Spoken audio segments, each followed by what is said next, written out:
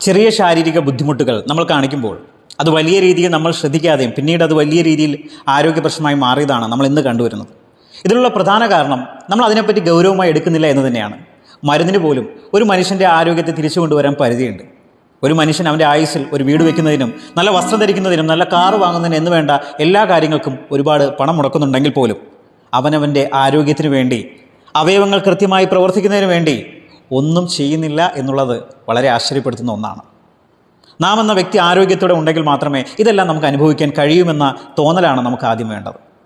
ഒരു വാഹനം തകരാറിലായാൽ ഒരു നല്ല മെക്കാനിക്ക് വിചാരിച്ചാൽ ആ വാഹനം വീണ്ടും റീസ്റ്റാർട്ട് ചെയ്യാൻ സാധിക്കുന്നതാണ്.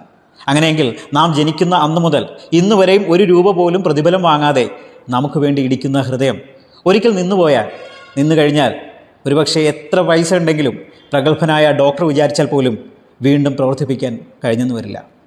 ഫ്രണ്ട്സ്, തിരിച്ചറിയുക. അതുകൊണ്ട് മറന്നു പോകരുത് ആരോഗ്യമെന്ന സമ്പത്തിനെ. ഭക്ഷണം ഔഷധമാണ്. ഭക്ഷണത്തെ ഔഷധം പോലെ കഴിച്ചാൽ ഔഷധത്തെ ഭക്ഷണം പോലെ കഴിക്കേണ്ട സാഹചര്യത്തെ ഒഴിവാക്കാൻ സാധിക്കും.